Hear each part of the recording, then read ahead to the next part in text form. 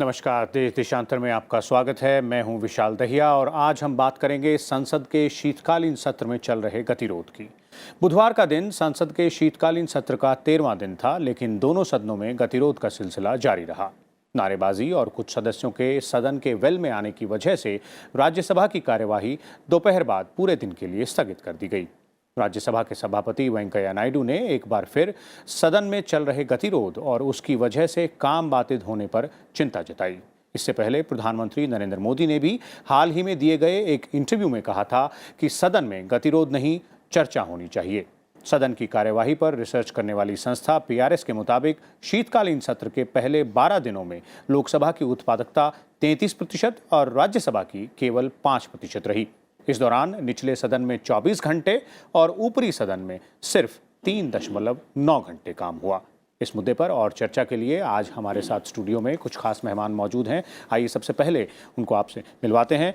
हमारे साथ हैं प्रदीप कुमार सिंह, संपादक ओपिनियन पोस्ट। इसके अलावा अशोक टंडन जी मौजूद हैं, वरिष्ठ पत्रकार, और PRS से आउटरीच कार्यक्रम के प्रमुख चक्षु रॉय भी हमारे साथ मौजूद हैं। चक्षु, आपसे शुरुआत करना चाहूँगा। थोड़ा सा आंकड़ों के लिहाज से अगर देखें तो ये सत्र जो 12 दिन का जिस तरह का आंकड़ा रहा आपकी संस्था के मुताबिक, वो मैंने बताया, लेकिन अगर इसे थोड़ा सा एक कंपेयर करके देखें तो इससे पहले साल का जो शीतकालीन सत्र था, वो बजट सत्र में जो पहला हिस्सा था उसमें थोड़ा सा अच्छा काम ज़रूर हुआ, लेकिन दूसरे हिस्से में लगभग उत्पादकता ऐसी ही रही जैसी अब हम शीतकालीन सत्र में देख रहे हैं। विशाल, अगर इस साल का संसदीय हम कार्यकाल देखें तो बजट सत्र काफ़ी अच्छा चला, और आपने जैसा कहा बजट सत्र के पहले हिस्से में तो लगभग 70 से 75% ज़्यादा प्रोडक्टिविटी रही थी। और जो ये हमारा जो अब का जो शीतकालीन सत्र चल रहा है, इसमें लगभग 4 घंटे राज्यसभा में काम हुआ है। और ये 4 घंटे काम ऐसा नहीं है कि ये पूरा काम हुआ है, इसमें सिर्फ ये हुआ है कि नारेबाजी हाउस के अंदर चल रही है और उसके बाद स्पीकर जो चेयरमैन है वो हाउस को ऑर्डर में लाने की कोशिश कर रहे हैं। हाउस ऑर्डर में नहीं आ रहा तो वो थोड़ा समय बीत रहा है।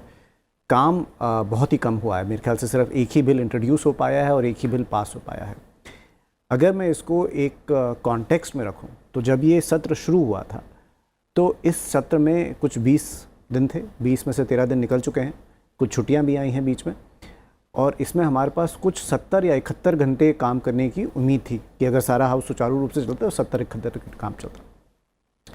और इन 70-71 घंटों में कुछ 23 बिल पास होने थे, और इन 23 बिलों में से अब तक सिर्फ एक बिल पास हो पाया है इन 13 दिनों में। तो इसका मतलब है कि जो 22 बिल पास होने हैं, या तो वो जो अगले 5-6 दिन रह गए हैं उसमें पास होंगे या फिर वो नहीं पास हो पाएंगे।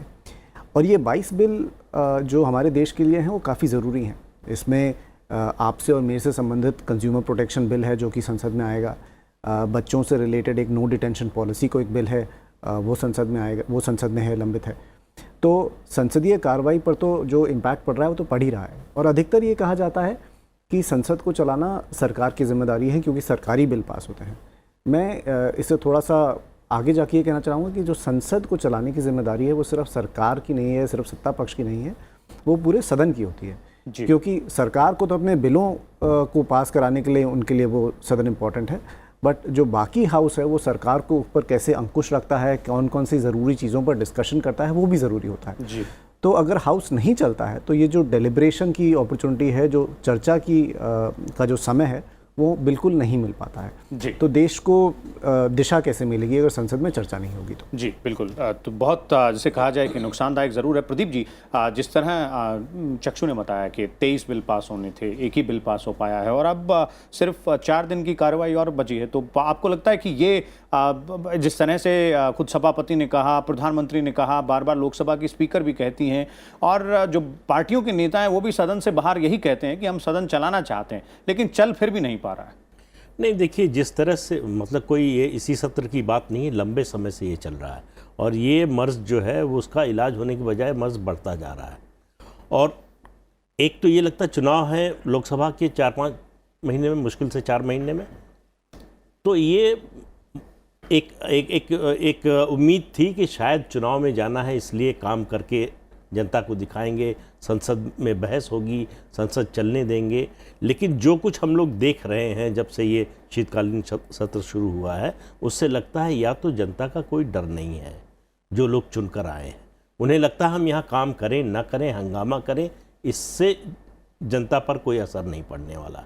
या दूसरा, उनको लगता है कि जनता की मतदाता की याददाश्त जो है वो बहुत कमज़ोर होती है, आज जो हुआ वो कल भूल जाएंगे।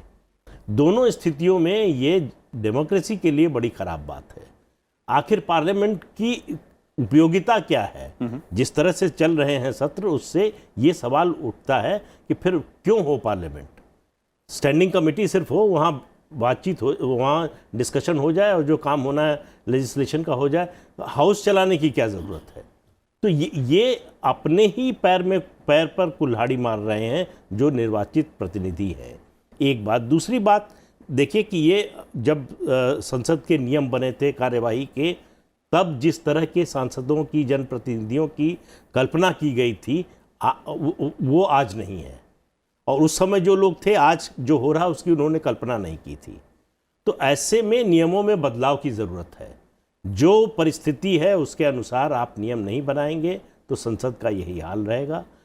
नियम समिति की बैठक होने जा रही है, उसमें एक प्रस्ताव ये है कि अगर कोई सदस्य वेल में आता है तो अपने आप जो है कुछ समय के लिए या उस दिन के लिए वो सदन की कार्यवाही से उसको बाहर कर दिया जाए जी। तो इस तरह के नियम जब तक नहीं बनाएंगे, स्पीकर के पास और अधिकार होने चाहिए सदन को नियंत्रित करने के लिए। वो बहुत अच्छी बात नहीं है, बड़ी अच्छी स्थिति नहीं है, लेकिन उसके अलावा अब कोई विकल्प दिखाई नहीं देता जी। तो सांसदों से या पार्टियों के नेताओं से जिस जिम्मेदारी की हम अपेक्षा करते थे वो दिखाई नहीं देता है। जी, इस तरह के एक नियम का इस्तेमाल आज खुद सभापति ने किया। राज्यसभा में 12 सांसदों का लगभग नाम लिया गया जो कि वेल में मौजूद थे। तो अशोक जी, आप सहमत हैं जैसे प्रदीप जी कह रहे हैं कि और थोड़े से कड़े नियम बनाने की ज़रूरत? हालांकि नियम तो अभी भी हैं जिनसे सभापति और स्पीकर के पास वो पावर्स हैं कि वो जो सदस्य हैं जो कि उन नियमों का पालन ना करें या सदन चलाने में बाधा उत्पन्न करें, उनको सदन से बाहर रखा जा सकता है एक दिन के लिए या पूरे सत्र के लिए। देखिए, आपने ठीक कहा कि नियम पहले से हैं और ये नियम आज 1952 से सदन में चल रहे हैं। लेकिन सवाल ये है कि नियम के ऊपर पालन करने की जो जिम्मेदारी है वो सांसदों की है, ये तो ठीक है, लेकिन मेरा मानना है कि राजनीतिक दलों पर है। दुर्भाग्य से आज सभी राजनीतिक दल संसद को एक राजनीति का अखाड़ा बनाकर रख दिया उन्होंने। उनको लगता है कि जो बात हमने जनता तक पहुंचानी है उसको हो हल्ला करके, शोर मचाकर, वॉकआउट करके तो फिर भी ठीक है, लेकिन सदन नहीं चलने देना है वेल में आकर। तो ये इसमें मेरा व्यक्तिगत मानना है कि सभी राजनीतिक दल दोषी हैं। क्योंकि आज अगर आप विपक्ष से पूछो कि आप क्यों सदन की कार्रवाई नहीं चलने देते, तो बोलते हैं जो सत्ता पक्ष है, जब वो विपक्ष में था वो भी यही करता था। तो कुल मिलाकर देखिए, संसदीय लोकतंत्र में मर्यादाओं को अगर ज़िंदा रखना है, संसदीय लोकतंत्र को इस देश में अच्छी तरह से सींचना है उसकी जड़ों को, तो इसकी जिम्मेदारी सभी राजनीतिक दलों को लेनी पड़ेगी। जैसे प्रदीप जी कह रहे थे कि लगभग हम हर सत्र में इस विषय पर चर्चा करते हैं और चिंता व्यक्त करते हैं। जितने भी स्पीकर या राज्यसभा के अध्यक्ष हैं वो भी इसमें चिंता व्यक्त करते हैं, समय समय पर बात करते हैं, जैसे आज भी वेंकैया जी ने की, प्रधानमंत्री ने कल अपने इंटरव्यू में कही। लेकिन इसकी जिम्मेदारी किस पर है? देखिए, इससे जो सबसे बड़ा नुकसान हो रहा है कि लोगों का विश्वास संसद से उठ रहा है, और अगर आज संसद से विश्वास उठेगा तो कल को संसदीय लोकतंत्र से भी उठ सकता है। मैंने कई स्पीकर पिछले 30 साल में देखे जो अपने कार्यकाल में ऐसी चिंता व्यक्त करते रहे। लेकिन नियम और कड़े करने का अर्थ यह है कि अगर जानबूझकर मैं और मेरा दल अगर वेल में आ रहे हैं और कार्रवाई नहीं चलने दे रहे, तो उसमें नियम क्या कर सकते हैं? देखिए, दुर्भाग्य एक और है कि आज आप जिन सदस्यों को कार्रवाई रोकने के लिए सदन से बाहर निकालते हैं, वो हम मीडिया वाले उनको इस प्रकार से हीरो बना देते हैं कि वो और ज़्यादा कार्रवाई में अवरोध लाते हैं। तो मैं तो मीडिया को भी इसमें जिम्मेदार मानता हूं कि मीडिया एक सार्थक बहस का तो कवरेज करता नहीं है, शोर शराबा, गाली गलौच और उन पर ज़्यादा ध्यान देता है। और मैं इस बात के लिए किसी प्रकार का भी ब्लेम लेने को तैयार हूं कि जब से सदन की दोनों सदनों की कार्रवाई टेलीविज़न पे दिखानी शुरू हुई है, सांसदों में हमेशा इस बात में होड़ लगी रहती है कि कौन ज़्यादा हल्ला करेगा और किसके ज़्यादा चित्र जो है टीवी में दिखाया जाएगा। तो मीडिया और विशेष तौर से इलेक्ट्रॉनिक मीडिया और लाइव कवरेज, ये भी एक तरह से इसके दोषी हैं कि सांसद सार्थक बहस की बजाय सदन के अंदर जो भी हंगामा करते हैं वो उसमें उनको लगता है कि इसी में ही हम अपने अपने एरिया में देखे जा रहे हैं और हम बड़े पॉपुलर हो रहे हैं। जी, लेकिन प्रदीप जी, ये जो लाइव टेलीविज़न की बात हुई या जिस तरह अशोक जी कह रहे हैं कि जब से टीवी पे दिखने लगा है तो सांसद उसका इस्तेमाल करने की कोशिश करते हैं कि भाई हम अपना जो कॉन्स्टिट्यूएंट है उसको बता पाएँ, लेकिन इसका थोड़ा पॉजिटिव तरीके से भी तो इस्तेमाल हो सकता है। अगर आप अच्छे सवाल पूछें, संसद में बहस में अच्छे तरीके से हिस्सा लें, तो भी आपके जो कॉन्स्टिट्यूएंट हैं एक सांसद के तौर पर वो आपको सुनेंगे।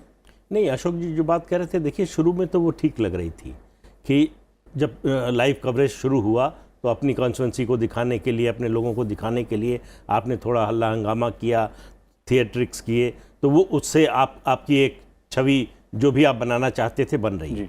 लेकिन अब जो हो रहा है, अगर आप सदन चलने ही नहीं दे रहे हैं तो आपको दिखाएगा कौन और आपको देखेगा कौन? जी बिल्कुल, कार्रवाई स्थगित हो जाएगी तो लाइव टेलीकास्ट हाउस चलेगा ही नहीं। तो ये मामला सिर्फ कवरेज तक का नहीं है। मुझे जो लगता है कि कवरेज के साथ एक बड़ा जो परिवर्तन हुआ कमेटी सिस्टम का, जो स्टैंडिंग कमेटीज बनी, उनसे हुआ ये कि जो पार्लियामेंट का मुख्य काम बहस का, लेजिस्लेशन का, उसमें सुधार का, वो वहाँ चला गया कमेटीज में।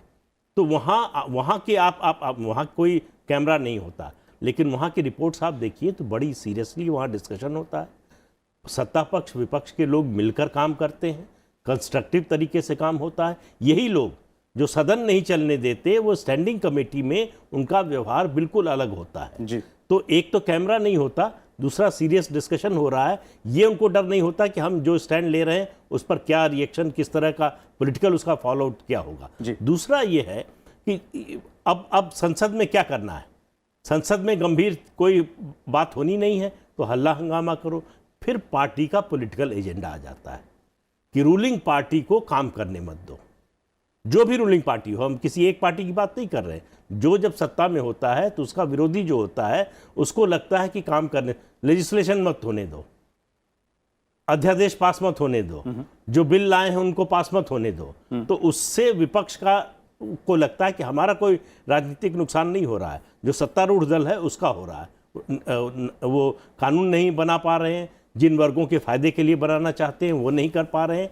तो ये चूंकि जिम्मेदारी ये मान लिया गया है सदन चलाने की सरकार की है, तो ये सारा ठीकरा जो है सरकार के सर पे फूटता है। जी चक्षु, अगर इस तरह से देखें और जिस तरह अशोक जी कह रहे हैं और प्रदीप जी भी कह रहे हैं कि ये जो है वो जिम्मेदारी, आपने भी शुरुआत में कहा कि सभी राजनीतिक दलों के पास है, लेकिन जब नहीं चलता है सदन, जब उसमें बाधा उत्पन्न होती है, गतिरोध होता है, तो जैसा कि प्रधानमंत्री अपने इंटरव्यू में कह रहे थे कि वो जो व्यवस्था है और वो जो अधिकारी हैं, ब्यूरोक्रेसी जो है, जो जवाबदेह हैं सदन को, वो उन पर जो दबाव होना चाहिए कि उनको काम करके दिखाना है और उनके द्वारा किया हुआ काम को स्क्रूटनाइज किया जाना है, वो नहीं हो पाता है।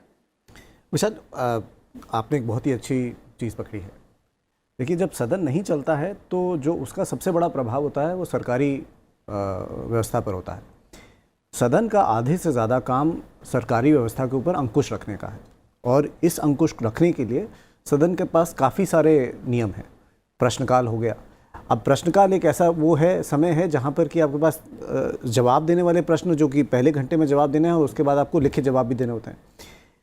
काफ़ी सारे जो स्कैम्स होते हैं उनकी पहले जानकारी लोगों के प्रश्नकाल के समय से ही आई है। काफ़ी संसद इस बात पे प्रसिद्ध भी हो गए कि भाई उनका प्रश्न इतना अच्छा था कि जो सरकारी मंत्री थे वो जवाब नहीं दे पाए या फिर वो थोड़ा सा हकबका गए।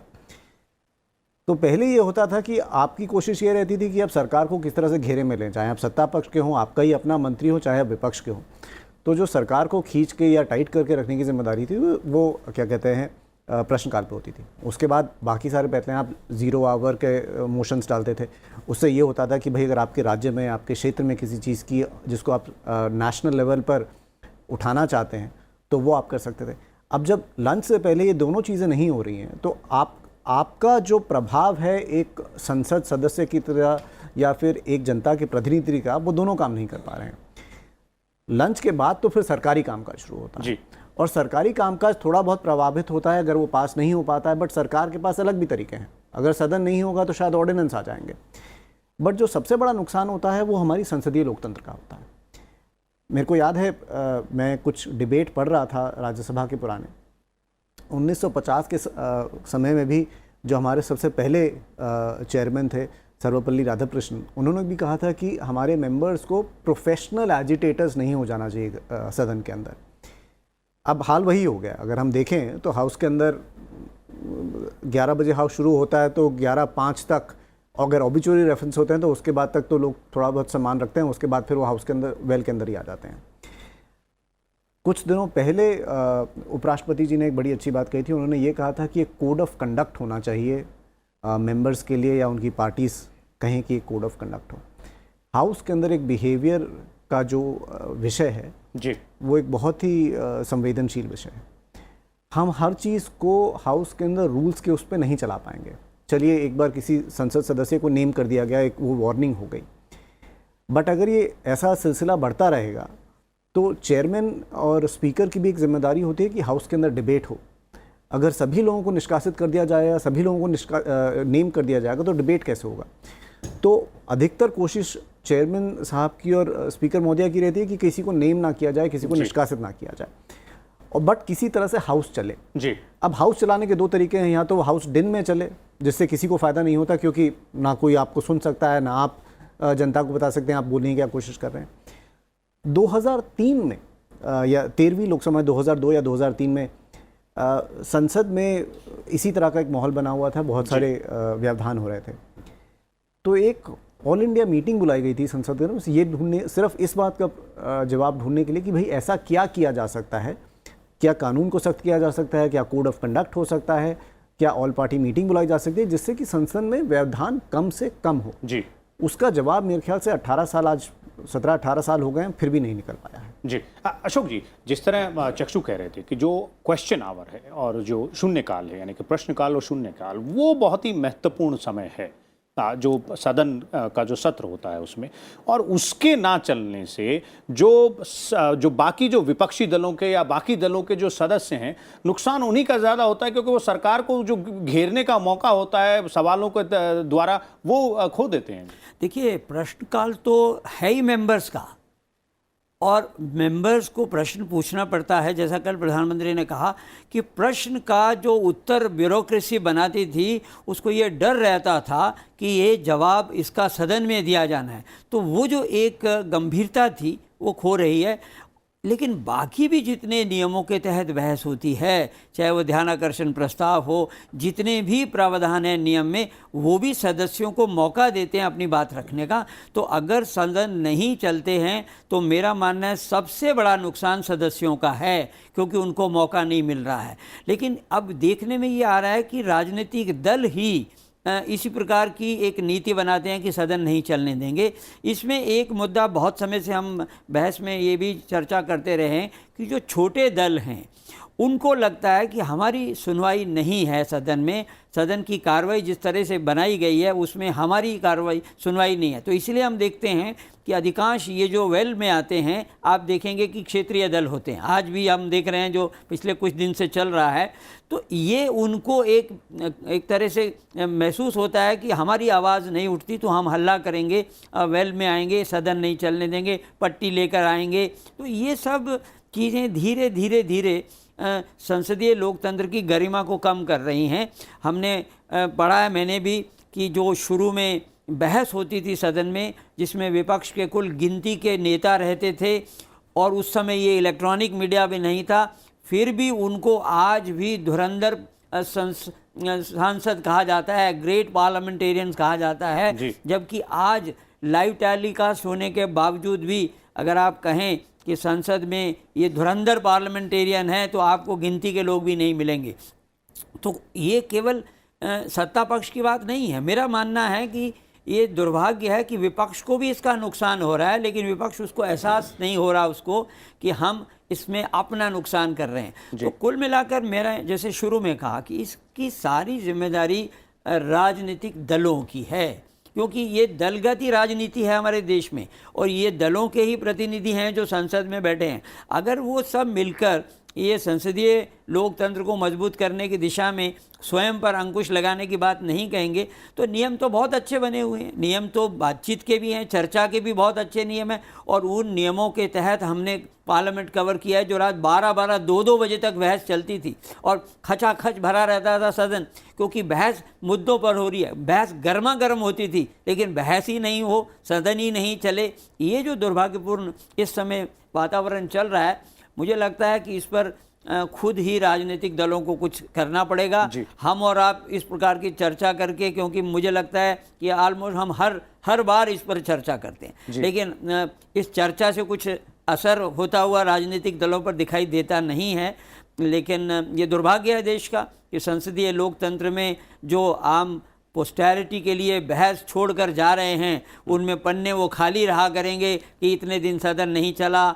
और लेकिन अगर वही संसदीय कार्रवाई आने वाली पीढ़ी ने पढ़नी है तो हम उनके लिए विरासत में क्या छोड़कर जा रहे हैं, इसकी जिम्मेदारी आज के सांसदों और राजनीतिक दलों पर है। जी प्रदीप जी, जिम्मेदारी सबकी है, विपक्ष की भी है, सरकार की भी है, लेकिन जैसे अशोक जी कह रहे थे, क्या रास्ता निकल सकता है इसका हल क्या निकल सकता है? देखिए विजय जी, ऐसा है कि सबसे अच्छा डिसिप्लिन तो सेल्फ डिसिप्लिन है, लेकिन वो आता हुआ दिख नहीं रहा है।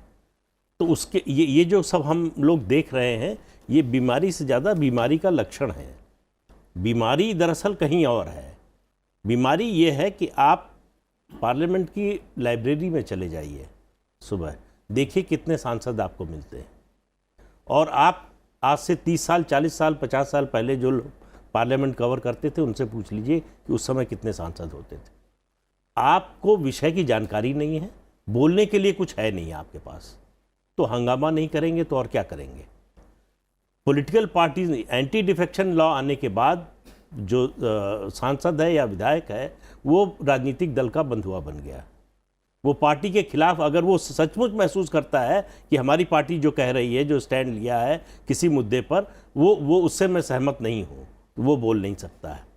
उसकी मेंबरशिप जा सकती है अगर पार्टी चाहे तो ये जो स्थिति बनी है, जिस तरह के सांसद विधायक चुनकर आ रहे हैं, उनको पढ़ाई लिखाई से कोई मतलब नहीं है। जिनको मतलब है, जो तैयारी करके आते हैं, वो रोज फ्रस्ट्रेट होते हैं, उनको मौका नहीं मिलता है। आप देखिए, चुने हुए प्रतिनिधि अपने ही अधिकार का खुद हनन कर रहे हैं। जो अभी क्वेश्चन आवर और जीरो आवर की बात हुई, ये तो मेंबर का राइट है ना। वो सवाल पूछता है सरकार को, मतलब उस समय तो प्रश्नकाल में तो सत्तारूढ़ दल के सदस्य भी अपने मंत्री को घेरते हैं। विपक्ष के लिए तो बहुत बड़ा मौका होता है। इसी तरह से जीरो आवर में आपको अपने क्षेत्र की समस्याएं उठाने का मौका मिलता है। तो ये भी आप नहीं चलने दे रहे हैं। कम से कम शुरू में जितने भी पीठासीन अधिकारी थे, चाहे चेयरमैन हो राज्यसभा के या लोकसभा के अध्यक्ष हो, उन्होंने कहा भाई ये प्रश्नकाल आपका, इसको तो चलने दीजिए, इसको मत छेड़िए, आपको हल्ला हंगामा जो भी करना है इसके बाद कर लीजिए। लेकिन वो भी नहीं हुआ।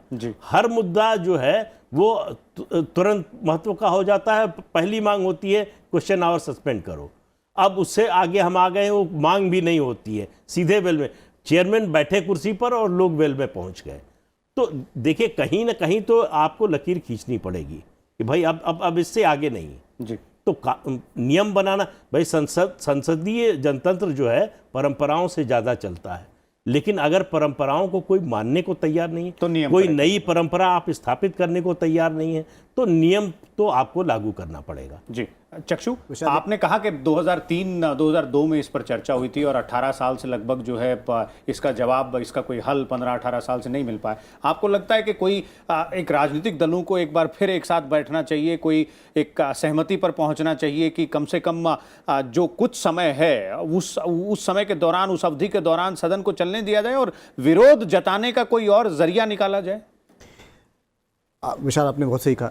एक तो संसदीय दलों को साथ में बैठना चाहिए कि आम सहमति मुद्दों पर निकल सके और उसके बाद ये तय हो सके भाई किन चीज़ों पर चर्चा होनी है, किन चीज़ों पर नहीं चर्चा होनी है। दूसरा, मुझे ये लगता है कि जो संसदीय आचरण है हमारे संसद सदस्यों का, वो हमारे समाज के आचरण का एक मापदंड होता है। तो आज जो संसद में अगर हो हल्ला हो रहा है तो वही होला फिर हम अपने बाहर समाज में भी देखेंगे जब कोई डिस्कशन चलेगा। तो संसद सदस्यों को इस विषय में काफ़ी संवेदनशील होना चाहिए कि वो क्या कर रहे हैं सदन के अंदर। जी, तो जिस तरह हमारे मेहमानों ने कहा सीधे तौर पर कि सदन को सुचारू रूप से चलाने की जिम्मेदारी सभी पर है, यानी कि सत्ता पक्ष और विपक्ष, और सभी राजनीतिक दलों को एक बार फिर एक साथ बैठकर इस बात पर चर्चा करनी होगी कि किस तरह से सदन की जो कार्रवाई है उसे बाधित होने से रोका जा सकता है, ताकि वो कीमती समय बर्बाद ना हो और उस समय का सदुपयोग किया जा सके देश की तरक्की के लिए और आम जनता से जुड़े मुद्दों पर चर्चा के लिए। हम एक बार फिर हाजिर होंगे कल एक और मुद्दे के साथ और कुछ और मेहमानों के साथ। तब तक देखते रहिए राज्यसभा टीवी।